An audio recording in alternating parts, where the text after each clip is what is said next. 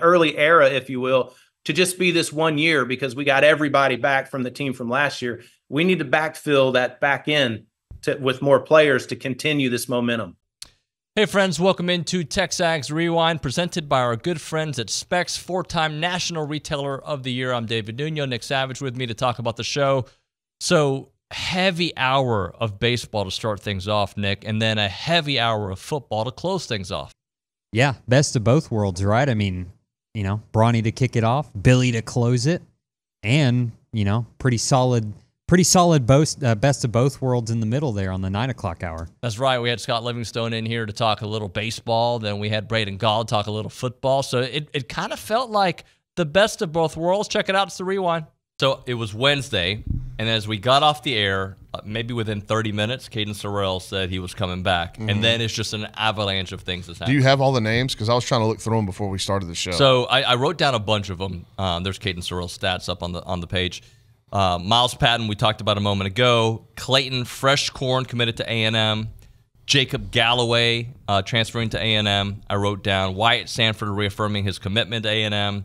Kyron LeBlanc, right-handed pitcher from Cisco. I forgot to put that one down. Wyatt Hensler reaffirmed after visiting LSU, and the Tigers made a big run.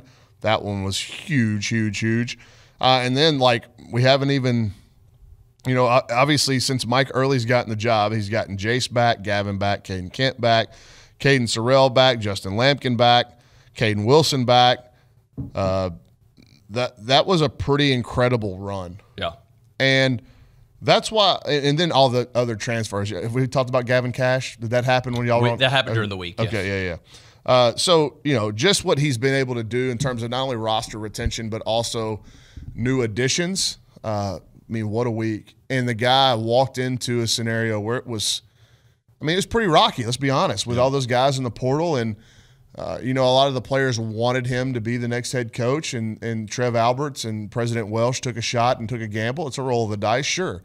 But, man, has he, he's given the decision makers a lot of confidence in the first, 10, 12, 14 days on the job. And I don't expect that to slow down anytime soon. Again, I think they've got two out there that have made decisions in favor of A&M, and we're just awaiting announcements, and there's potentially more on the way.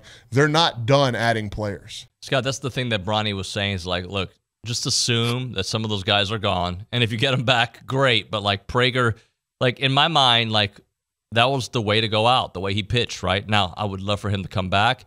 And, I want him – I want for a lot of those guys the same thing I think you would want, right?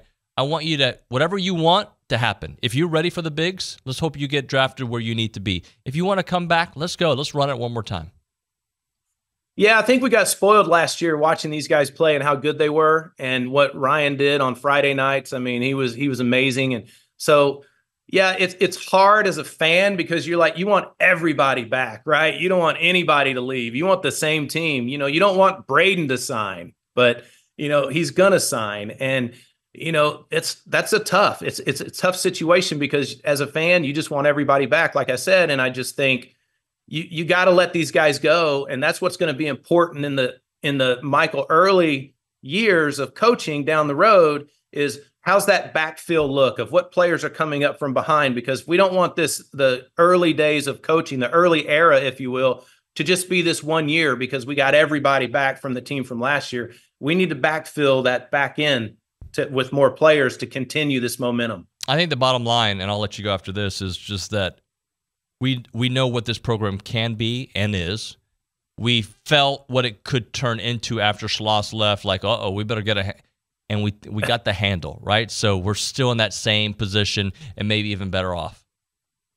Yeah, and I think it's like I said, we're in a much better position than the other guy is. And I think it's a situation where you can't win the College World Series every year, right? So we're going to have to – it's going to be tough, and people are going to be gunning for us. And now some people are going to get us at their home park and get away from Blue Bell because it's the toughest place to play, right?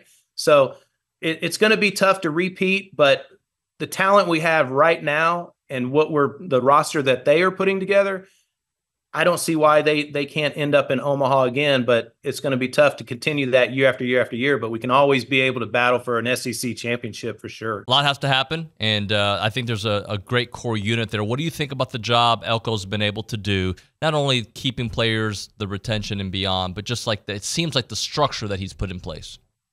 Yeah, I mean, you guys are much closer, but from a distance, it feels like a night and day, moment by moment switch. And I think you guys have covered this, and I've talked to some folks down there that when he was the assistant, that the two practice fields were different. Like, here's the offensive practice field that felt this way, X way, and here's the defensive practice field that felt Y, and it felt different, and it felt run differently and organized differently. And when you have that kind of just sort of obvious difference, I think and I've said this on our shows, and I'll say it whenever anywhere I'm going. The thing that would shake up the SEC more than anything else, more than Texas joining, more than Oklahoma joining, more than no divisions, more than a 12-team playoff, is if Texas A&M maximizes its potential. If it maximizes its potential, it shakes up the conference at a foundational level. It adds another program like an Alabama or Georgia or Florida when they're great and they figure it out.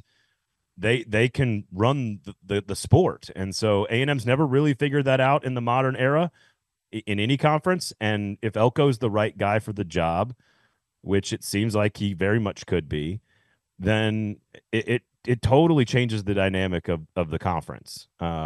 With questions, I don't think there's a lot of questions about Kalen DeBoer, but I think there are certainly deserving questions when Nick Saban retires. I mean, Oklahoma's got a long way to go, especially with the difficult schedule in the next few years. I think Georgia's going to be Georgia. What's Florida's future? We don't know. What's Auburn's future? We're not sure. I think there's a space, and whether that's Brian Kelly, whether that's Josh Heupel, whether that's Mike Elko, somebody is going to fill it. And I think Texas A&M has as good a chance to fill that space and be on that top tier. Again, assuming Elko's the right guy. The last 2 years, Jimbo and the Aggies really failed to take advantage, and that was year 5 and 6 under Jimbo. And considering the way year 3 went, you really thought they could have turned that corner and just taken it and run with it. You know, I'd say the last 2 years, the last 3 years. Now, in this new scheduling model, David, it depends on who you play. And I look at, like, Texas' schedule. It's kind of a cakewalk in terms of, but you look at A&M's, that it's not a cakewalk, but it's also not murderer's row. You don't have to play Ole Miss. And Ole Miss on the road would be really. You don't have to play Ole Miss. Georgia. You don't have to play Georgia. You don't have to play Tennessee. You should be solid. You don't have to play Alabama. You got tough ones. This is what the difference between A&M and Texas. You're at Auburn. You're at Florida. Texas is home against Florida. They're home against Kentucky. These teams that home against Georgia. They're home against Georgia. Well, A&M's home against LSU. You're home against Notre Dame. You're home against Texas. You're home against Missouri. But you got to play Missouri. See, to me, that's it's not as tough as it could be because I don't see Alabama. I don't see Ole Miss. I don't see Georgia, okay? I don't see Tennessee. I don't see OU. Those are like 5 of the top 8 teams projected in the SEC. But I do see Missouri, LSU, and Texas. Guess what? I also see them all at home. It gets confusing, though, when you're at Florida. A lot of talent on that team and desperate. They're playing at home. At Mississippi State, tough place to play regardless. At Auburn, a team that a lot of people think could make a big jump this year, and you're playing them there late. At South Carolina, always a tough place to play. I believe that game's in that night window too. So even the road trips, when you go on paper and say, okay, A&M probably better than those 4 SEC teams on the road, but those are all, for different reasons, pretty freaking tough places to play. All right, we're going to close it out. I'm not going to be here for the next couple of days. Nick is going to try to take care of the show. Tell him what to do, though. Yeah, I hate that you tell everybody because guess what? There's going to be like 2 people watching, but you got to like, comment, subscribe. Watch me tomorrow if you want to, I guess. Keep it tuned to TexAgs.com for hopefully more fun news. We love you all. See you next time.